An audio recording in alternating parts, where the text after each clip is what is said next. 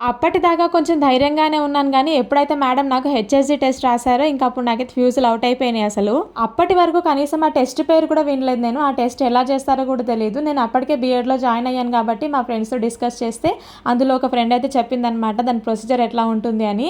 And ఎవరికైతే blocks ఉంటాయో, అంటే ట్యూబ్స్ బ్లాక్ ఉంటాయో, వాళ్ళకి హెవీగా అంటే ఎక్కువగా పెయిన్ ఉంటుంది. భరించలేనంత పెయిన్ వస్తుందని చెప్పింది.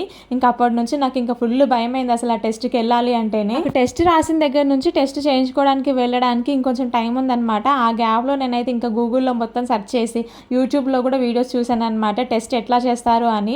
ఇంక అప్పుడు నాకైతే ఫుల్ భయమైంది అసలు. ఇంత ప్రొసీజర్ ఉంటుందా? ఇంత పెయిన్ ఉంటుందా? అసలు నేను తట్టుకోగలనా? ఈ టెస్ట్ నేను చేయించుకుంటానా అనిపించింది. అమ్మ అవ్వాలంటే, ఒక బిడ్డకి తల్లినవ్వాలంటే ఇంత కష్టాలు పడాలా? ఇంత బాధను భరించాలా అనిపించింది అప్పుడు. భయంగానే మొత్తానికి ఇంకా టెస్ట్ చేయించుకోవడానికి అయితే వెళ్ళాననమాట. అక్కడ ఒక డాక్టర్ అయితే వచ్చి టెస్ట్ అయితే చేశారు. ఆ టెస్ట్ వాళ్ళు చేసే ప్రొసీజర్ అంతా కొత్తగా ఉంది కాబట్టి నాకు ఇంకా చాలా భయమేసింది. ఇంకా ఎక్కువగా చెప్పాలంటే చాలా డిస్కంఫర్ట్‌గా అనిపించింది నాకు. టెస్ట్ చేస్తున్నప్పుడు నిజంగానే చాలా పెయిన్ అనిపించింది. కాకపోతే మరీ ఎక్కువగా భరించలేనంత పెయిన్ అయితే కాదు. ప్రెగ్నెన్సీ జర్నీలో ఏదైనా టఫెస్ట్ టెస్ట్ ఉంది అంటే అది ఈ టెస్టే, హెచ్ఎస్‌జీ టెస్ట్. నిజంగా అసలు చాలా భయపడ్డాను నేనైతే. Continuation next video.